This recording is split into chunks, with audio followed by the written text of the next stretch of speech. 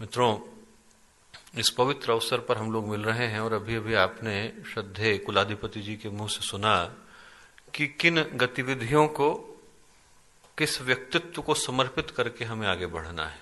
स्वामी विवेकानंद के इस दिवस पर वो सारी गतिविधियां जो गायत्री परिवार अपने द्वितीय चरण में लेकर के आगे बढ़ेगा, उन गतिविधियों को पूरा करने के लिए जो श्रद्धेय कुलाधिपति जी की, परम पूज्य गुरुदेव की, परम वंदनीय माता जी की हम सब से आशाएं हैं, अपेक्षाएं हैं, उसको पूरा करने के लिए हमें किस भाव के साथ आगे बढ़ने की आवश्यकता है, किन शपथ और संकल्पों को लेकर के आगे बढ़ने की आवश्यकता है, उस विषय पर थोड़ा बोलना चाहूंगा।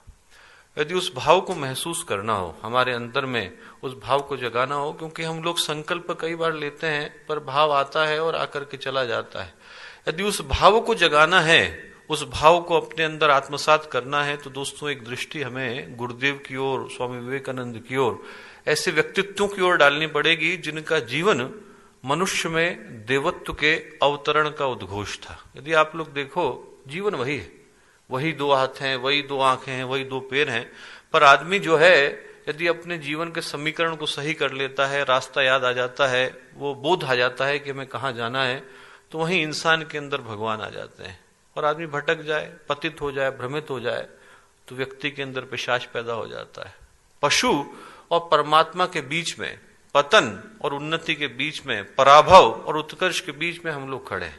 और ये समय चयन का समय होता है, याद करने का समय होता है कि इंसान के रूप में जो अवसर हमें मिला है उसको हम लोग गंवा करके नहीं जाएं। ऐसा नहीं हो कि जीवन की जब हमारी अंतिम पंक्तियां लिखी जा रही हो, हमारे जीवन की यदि किताब को हम अध्यायों में पलट दें और अंतिम अध्याय को हम लोग देख रहे हो, तो हमारे मन में ग्लानि का बोध नहीं होना चाहिए था कि जो अवसर हमें मिला, जो सौभाग्य हमें मिला, उसको हम लोग गंवा कर यहां से जा रहे हैं। मन में गर्व हो, गौरव हो, ये भाव हो कि हमें जो अवसर मिला था उसके साथ हम लोग इंसाफ करके जा रहे हैं, न्याय करके जा रहे हैं, तो फिर ये जो अवसर मिला है ये आदमी का सौभाग्य में बदल जाता है। और उसके लिए एक बार आज के इंसान पर दृष्टि हम लोग डालें तो दुख होता है। दोस्तों, दुख यूं होता है कि यदि आप आज के इंसान को देखेंगे तो आपको लगेगा कि आदमी स्ट्रेस का, टेंशन का प्रतीक बन गया है। इतनी सारी टेंशन लेकर के बैठा हुआ है आदमी। हर व्यक्ति को आप देखिए, व्यक्ति टेंशन को लेकर के, परेशानियों को लेकर के, दुख को लेकर के, तकलीफ को लेकर के उसको अपने घर में, परिवार में, दफ्तर में, दिमाग में, दिल में इस तरीके से बिठा करके बैठ गया है कि कभी कभी लगता है कि इंसान का दूसरा नाम ही कहीं टेंशन तो नहीं हो गया है।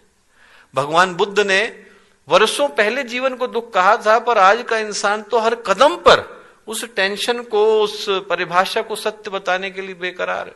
टेंशन हर व्यक्ति को है। रिक्शे वाले को टेंशन है, अरबपति को टेंशन है, 5 साल के बच्चे को टेंशन है, अभी तो उसने बस्ता लादना शुरू किया और उस बेचारे को भी टेंशन है, वो भी टेंशन लेकर के घूम रहा है।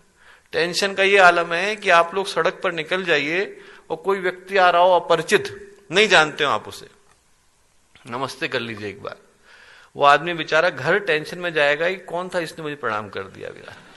ये टेंशन की स्थिति। टेंशन का मुझे एक कहानी याद आती है कि एक आदमी टेंशन देने की भाव से कि साहब टेंशन देना है, मंदिर में जाके खड़ा हो गया। पुजारी थे वहां पर, और पुजारी जी से बोला कि एक बार बताइए दुनिया में सबसे बड़ा कौन है। पुजारी बोले कि साहब भगवान सबसे बड़े। तो व्यक्ति बोला कि भगवान सबसे बड़े हैं तो मंदिर में क्यों खड़े हैं।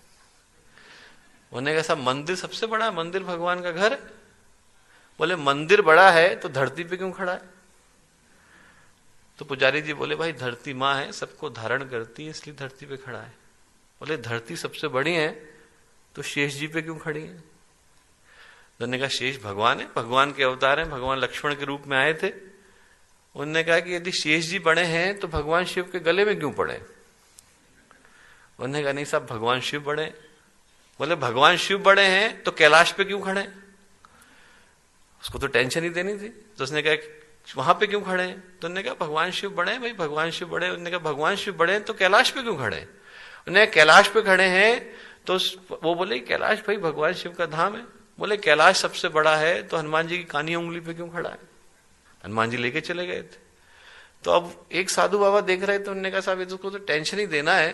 तो उन्होंने उनसे कहा इससे ये कह दे कि तू ही सबसे बड़ा है। उन्होंने कहा साहब आप ही सबसे बड़े हो। पुजारी जी बोले, बहुत खुश हो गया। उसने कहा मैं ही सबसे बड़ा हूं। तो साधु बाबा बोले कि एक बात बता कि तू सबसे बड़ा है तो मंदिर के नीचे क्यों खड़ा है। तो आदमी जो है दोस्तों बुद्धि को इधर उधर उलझाने में लगा हुआ है और इधर उधर की बातों पे टेंशन लेकर के घूम रहा है।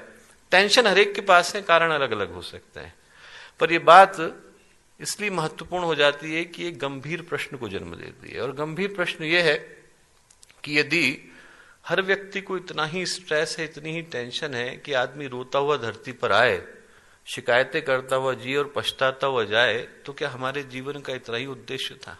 हमारे जीवन की इतनी ही उपयोगिता थी कि हम लोग मुंह फुला करके जिए, अपने आप से नाखुश जिए, दूसरों से नाखुश जिए, माता पिता से कलपते रहे कि हमें ये नहीं मिला, वो नहीं मिला, पत्नी बच्चों से चिड़चिड़ाते रहे कि वो ये नहीं बन पाए, वो नहीं बन पाए, हर आदमी अपना दम घोंट करके जिए, अपने परिवार का दम घोंट करके जिए।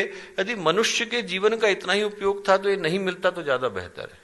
कई बार देख करके दोस्तों दुख होता है। साइकेट्रिस्ट के रूप में मैं देखता हूं कि अभी 17-18 साल का लड़का नहीं हुआ और डिप्रेशन का शिकार हो गया। हम लोग जब युवा क्रांति की बात करते हैं तो जिस तेजस्विता से, जिस प्रखरता से, जिस क्रांति की भावना से हम लोग युवा मन को परिभाषित करते हैं, वो देखने को नहीं मिलता दोस्तों। 17-18 साल का लड़का नहीं होता कि उसको डिप्रेशन हो गया है।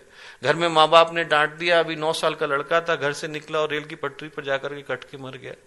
अभी 21 साल की लड़की नहीं हुई है, उसके अंदर डिप्रेशन हो गया। अभी तो जीवन शुरू नहीं हुआ है, अभी तो इनका पूरा का पूरा जीवन शेष है। और जब उनको दुख से, तकलीफ से, परेशानियों से, स्ट्रेस से, टेंशन से, जीवन के प्रति कंफ्यूजन से, जीवन के प्रति भ्रम से उलझते हुए हम लोग देखते हैं तो मन में बहुत दुख होता है। और इसीलिए आज जब हम लोग इस युवा क्रांति वर्ष की इस वेला में यहां पर मिल रहे हैं, इसकी शुरुआत की इस वेला में मिल रहे हैं, तो मैं एक भाव जो हम सबके अंदर जीवित करने का और जीवंत करने का अनुरोध, विनय, निवेदन आप सबसे करूंगा, वही करूंगा कि गुरुदेव ने कहा था कि खूबसूरत जिंदगी बर्बाद करने के लिए नहीं है।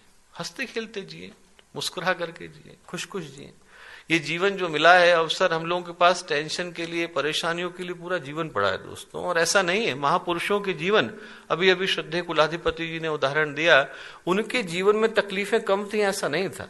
परिस्थितियां उन लोगों की भी विषम थी, मनस्थिति उन लोगों की मजबूत थी, उनके पास तकलीफें पर्याप्त थी। स्वामी विवेकानंद ने जब शरीर छोड़ा तो उनके पास 39 बीमारियां थी। अनचाहे अनजाने सच, शंकर की लिखी हुई पुस्तक है, आप पढ़िए, उसमें लिस्ट दी हुई है वो सारी बीमारियां जो उनके शरीर छोड़ने तक 39 वर्ष की आयु में जब स्वामी विवेकानंद ने शरीर छोड़ा तो उतनी ही बीमारियां उनके शरीर में थी। गुरुदेव को अपने जीवन में विरोध झेलना पड़ा हो ऐसा नहीं, इतने सारे लोगों ने गुरुदेव का विरोध किया। उस समय में वो सारी बातों को लेकर के आए कि नारियों को गायत्री अधिकार मिलना चाहिए, सभी जातियों को मिलना चाहिए। जब सारे के सारे लोग यहां पर विरोध करने के लिए तैयार होते थे, एक से एक बात करते थे, उसके बावजूद, इतनी सारी परेशानियों के बावजूद उनके मन में, चिंतन में, दृष्टिकोण में कभी जरा सा भी अंतर नहीं आया। उनकी मुस्कुराहट को देख करके आप अंदाजा नहीं लगा सकते कि वो लोग अपने जीवन में कितनी परेशानियों से जूझते रहे होंगे। मुझे याद पड़ता है कि 1985 की घटना है। एक पुराने सज्जन थे, यहां से निकले, शांति कुंज से केस चल गया, निकाले गए किसी कारण से और निकले तो उन्होंने केस कर दिया। तो एक पुराने सुप्रीम कोर्ट के लॉयर थे, मिशन से बहुत अच्छे परिचित थे, परम पूज्य गुरुदेव से आकर के बोले कि गुरुदेव ऐसा ऐसा केस हो गया है, संभवतः दिल्ली जाना पड़े हम लोगों को, आपको चलना पड़ेगा। गुरुदेव बोले बेटा जाना तो नहीं पड़ेगा, केस है तो जाना नहीं पड़ेगा। तो बोले यदि गए तो उसी के यहाँ ठहरेंगे। और जो व्यक्ति जिसको शांति कुंज से निकाला था वो बोले उसी के यहाँ ठहरेंगे, दिल्ली में रहते थे। तो गुरुदेव बोले उन्हीं ने तो केस किया है। बोले कोई बात नहीं बेटा, बेटा है हमारा, भटक गया होगा, उसके घर में ठहरे, दिल्ली जाएंगे तो किसके घर में ठहरने में क्या दिक्कत है। आप कल्पना करके देखो, इतना विशाल हृदय, इतना व्यापक चिंतन कि परिस्थितियां कितनी भी विषम हो, उनके मन में मुस्कुराहट के 1000 कारण होते थे। और यदि हम लोग भी मुस्कुराना चाहें दोस्तों, यदि हम लोग भी अपने जीवन को आसान बनाना चाहें, सहज बनाना चाहें, सुगम बनाना चाहें, ये युवावस्था टेंशन के लिए नहीं मिली है, आप लोगों के जीवन में परेशानियों के लिए नहीं मिली। यदि हम लोग खुश होना चाहें तो हमें खुश रहने के कारण कदम कदम पर मिल जाएंगे। अपनी छाती फैलाकर प्यार बरसाता आसमान दिख जाएगा, सारी धरती मिल जाएगी जो पूरी दुनिया का बोझ उठा रही है, सबकी धूप बचाते जो है पेड़ दिख जाएंगे, सबको पानी बरसाती नदियां दिख जाएंगी, सबके साथ अपने अंदर की स्मित को बिखेरते पुष्प दिख जाएंगे, कण कण में मुस्कुराता भगवान दिख जाएगा। यदि हम लोग अपने जीवन जीने के तरीके को बदल डालें तब, यदि हम लोग तरीके को बदलते हैं तो हमें याद आता है कि जो लोग अध्यात्म के पथ पर चलते हैं मनहूस नहीं हुआ करते। ऐसा नहीं हुआ करते कि उनके चिंतन में इतनी नकारात्मकता हो कि आदमी अपनी 4 टेंशन लेकर के आया है और हमसे मिलने के लिए आया और 40 लेकर के लौटे, तो हमारे होने का फायदा क्या है? यदि हमारे पास आए तो आदमी जन्म जन्मांतरों की तकलीफें लेकर के आए और हमारी मुस्कुराहट इतनी इन्फेक्शस हो, इतनी संक्रामक हो, हमारे अंदर का प्रेम, आत्मीयता, अपनत्व इतना विशाल, व्यापक और इतना मजबूत हो कि आदमी सारे कष्ट लेकर के जाए और हमारे पास से हंसता खिलखिलाता जाए, हमारे पास से प्रेम लेकर के जाए। तो हम लोग जो गायत्री परिवार के युवा हैं, इस क्रांति वर्ष के युवा हैं, इस भारत के युवा हैं, इतना अंदर से हमें अपने अंदर शांति, स्मित, सौंदर्य बिखेरने की आवश्यकता है, टेंशन की आवश्यकता नहीं है। मैं कहूंगा जो एक भाव हमारे अंदर आए दोस्तों, वो ये आए, स्ट्रेस को भूल जाए, नकारात्मकता को भूल जाए, निगेटिविटी को आउट करें, सकारात्मकता को लाएं, पॉजिटिविटी को लाएं, अंदर अच्छे विचारों को लाएं, अंदर यहां रहें। गंगा की गोद है, हिमालय की छाया है, परम पूज्य गुरुदेव के रूप में, परमवंदनीय माता जी के रूप में इतना सक्षम सशक्त मार्गदर्शन है। इससे बड़ा सौभाग्य हमें क्या मिल सकता है? श्रद्धेय कुलाधिपति जी यहाँ पर हैं, श्रद्धेय अजी जी यहाँ पर हैं। हम लोगों के जीवन का सौभाग्य है कि हम लोग इस पवित्र धरती पर हैं, और जब यहां पर हैं तो इस अवसर को निश्चित रूप से सौभाग्य बना करके लौटे, अंदर दिल को खुश करके जिए। और खुश करने के लिए एक सूत्र मुझे परम पूज्य गुरुदेव का याद आता है कि हम लोग खिलाड़ी की तरह से जिए। गुरुदेव कहा करते थे कि आदमी खिलाड़ी की तरह से जिए। खिलाड़ी कैसे जीता है? हार आ गई, जीत आ गई, उससे कोई फर्क नहीं पड़ता।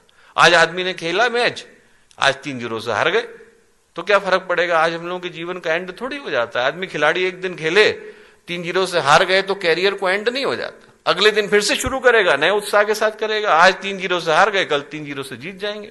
तो हमारे जीवन में दुख आएगा, सुख आएगा। दुख आया और हमने सोचा कि हमारे जीवन का यही एंड हो गया, तो फिर हम लोगों का एंड हो जाएगा। दोस्तों, यदि हमारे जीवन में तकलीफें आती हैं, उसको भूल जाएं, उनसे चिपकने की आवश्यकता नहीं है। कल सुख आएगा, आज दुख आया, कल सुख आया। आदमी के पास आज ये है, कल दूसरी चीज आएगी। एक दिन जो है आदमी नीचे गिरा है, कल को ऊपर उठेगा। खिलाड़ी की तरह से जिए। खिलाड़ी की तरह से एक कहानी मुझे याद आती है कि अष्टावक्र कहोड़ ऋषि थे। कहोड़ ऋषि जो है उनने वेदों का पाठ करना शुरू किया, और जैसे ही उनने पढ़ना शुरू किया तो आवाज आई कि वेदों के अंदर ज्ञान नहीं है। तो कहोड़ ऋषि ने उधर घूम करके देखा कि कौन बोल रहा है, तो उनको दिखा कि उनकी पत्नी जो गर्भवती है, उनके गर्भ में से आवाज आ रही है। तो उन्हें ध्यान लगा करके देखा कि उनका जो होने वाला पुत्र है वो वहां से बोल रहा है। तो बड़ा विचित्र लगा कहोड़ ऋषि को। उन्होंने कहा, ऐसा क्यों कहते हो कि वेदों के अंदर ज्ञान नहीं है? तो अंदर से अष्टावक्र बोले कि चंद्रमा किधर है? तो उन्होंने इशारा किया कि चंद्रमा उधर है। बोले, पर आपकी उंगली चंद्रमा नहीं है, आपकी उंगली चंद्रमा की ओर इशारा है। और बोले, वैसे ही वेद ज्ञान की ओर इशारा है, ज्ञान तो आदमी के अंदर है। तो कहोड़ ऋषि को बड़ा दुख हुआ। उन्होंने कहा कि साहब, ये गुस्सा भी आया। उन्होंने कहा, तो अभी पैदा नहीं हुआ, ऐसी बातें बोल रहा है। बोले, पैदा हो जाएगा तो क्या करेगा? तो उन्होंने गुस्से में बोला कि तू 8 जगह से टेढ़ा हो, अष्टावक्र, ताकि अष्टांग योग न कर सके। अष्ट का मतलब 8, वक्र का मतलब टेढ़ा। बोले, 8 जगह से तू टेढ़ा होकर के पैदा हो। तो अष्टावक्र अंदर से बोले, आंगन के टेढ़ा हो जाने से आकाश टेढ़ा नहीं हो जाता। शरीर को टेढ़ा कर दोगे आप, मन को टेढ़ा नहीं कर सकते हो, मन उससे टेढ़ा नहीं होता। जिंदगी में तकलीफें आ सकती हैं दोस्तों, हम लोग खिलाड़ी की तरह से जिए। जितना हम लोगों को काम मिला है ईमानदारी से करें, शराफत से करें, और जो किया है करके भूल जाएं, उसकी टेंशन हमें नहीं लेनी है। ऐसा करने से सफलता मिलेगी, गारंटी नहीं है। ईसा मसीह को सूली मिली, गुरुदेव को जीवन में विरोध सहना पड़ा, विवेकानंद को जल्दी शरीर छोड़ना पड़ा, भगत सिंह को फांसी मिली। ऐसा नहीं है कि ऐसा करने से हमें सफलता मिलेगी, पर शांति मिलेगी। ऐसा करने से मन में तृप्ति मिलेगी, संतोष मिलेगा, गर्व मिलेगा, गौरव मिलेगा। और जब हम लोग शरीर छोड़ रहे होंगे तो मन में भाव होगा कि कम से कम हमें जो अवसर मिला था उसके साथ हम लोगों ने न्याय किया। खिलाड़ी की तरह से जीवन को जिए। और दूसरी बात मैं बोलूंगा कि दूसरी जो चीज करें वो ये करें कि हम लोग अपनी रिश्तेदारियों को बदल लें। उसका मतलब माँ बाप को बदलना नहीं, उसका मतलब सास ससुर को बदलना नहीं, उसका मतलब दोस्तों को बदलना नहीं है, उसका मतलब भाई बहन को बदलना नहीं है। उसका मतलब यह है कि हम लोग अपनी शादी धर्म के साथ कर लें।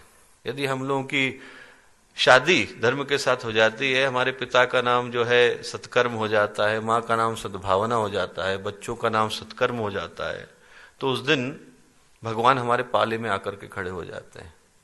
जब पूरी तरह से महाभारत हो गई, महाभारत शुरू होने वाली थी, तो बंटवारा चल रहा था। तो लोगों ने अपने अपने वो लगाने शुरू करे बोलियां कि हम किधर जाएंगे। तो एक तरफ युधिष्ठिर खड़े हो गए, एक तरफ दुर्योधन खड़े हो गए, और दुर्योधन भारत के राजा थे तो स्वाभाविक रूप से पलड़ा उधर की तरफ भारी था। सारे के सारे राजा उधर जाके खड़े हो रहे थे कि ये 5 भाई तो गांव में रहते हैं, इनकी तरफ से कौन लड़ेगा। तो सारे के सारे राजा उधर जाकर के खड़े होने लगे। भगवान कृष्ण उठे और युधिष्ठिर की तरफ जाकर के खड़े हो गए। जैसे ही खड़े हुए तो पलड़ा उधर को जाने लगा, लोग उधर जाने लगे। तो जब बंटवारा हो गया तो उसके बाद युधिष्ठिर खड़े हुए, दुर्योधन खड़े हुए और उनने बोलना शुरू करा कि मेरी तरफ ये है, मेरी तरफ वो है, ऐसे कह करके कहना शुरू करा। तो युधिष्ठिर ने बताया कि साहब मेरी तरफ से ये हैं, और भगवान कृष्ण का भी नाम लिया। दुर्योधन ने बोला मेरी तरफ से ये लड़ेंगे। तो भगवान कृष्ण बोले युधिष्ठिर से कि युधिष्ठिर तुमने उसका नाम नहीं लिया जिसकी ओर से मैं लड़ूंगा। तो युधिष्ठिर बोले कि भगवान आप तो हमारी तरफ से लड़ेंगे, मैंने तो आपका नाम लिया था। बोले नहीं, मैं इतना छोटा नहीं हो सकता कि व्यक्ति की ओर से लड़ूं, मैं धर्म की ओर से लड़ूंगा। तुम धर्म की ओर खड़े हो इसलिए मैं तुम्हारी ओर से लड़ रहा हूं। धर्मो रक्षते रक्षिता, जिधर धर्म खड़ा है उधर भगवान खड़े होते हैं। जिधर भगवान उधर खा के खड़े होते हैं जहां पर सत्य है, न्याय है, धर्म है। तो यदि हम लोग धर्म की तरफ खड़े हो जाते हैं, उधर खा के खड़े होते हैं जहां पर सत्य है, न्याय है, धर्म है। तो यदि हम लोग धर्म की तरफ खड़े हो जाते हैं दोस्तों, तो भगवान भी हमारी तरफ आकर के खड़े हो जाते हैं। खिलाड़ी बन जाएं, अपनी रिश्तेदारियों को बदल लें और अपनी समीक्षा करें। दूसरों के ऊपर हम लोग इंतजार न करें। आज के समय में समाज ऐसा हो गया है कि हम लोग दूसरे की कमी निकालने को तैयार हैं। आप व्यक्ति से पूछ करके देखिए साहब उसको शिकायतें हैं, तो आदमी निंदा करने के लिए तो उसके पास पूरी फेहरिस्त है, ऊपर से लेकर नीचे तक बैठा हुआ है आदमी। भगवान दुनिया सही नहीं चला रहे हैं, सरकार देश सही नहीं चला रही है, डॉक्टर इलाज ढंग से नहीं कर रहा है, आदमी कंप्लेन करने को तैयार है, पत्नी खाना ढंग से नहीं बना रही है, बच्चे होमवर्क ढंग से नहीं कर रहे हैं। आदमी के पास एक से एक बढ़कर के लिस्ट है, और उससे पूछे आप क्या कर रहे हैं तो आदमी को पता नहीं। आदमी समीक्षा नहीं कर पाता है, निंदा पर्याप्त करता है। आदमी के पास सारी चीजें हैं, आप लोगों से जाकर के पूछे साहब ये क्या है, आदमी सब बताने को तैयार है कि साहब वो गलत है, वो गलत है। हम अपनी समीक्षा नहीं कर पाते।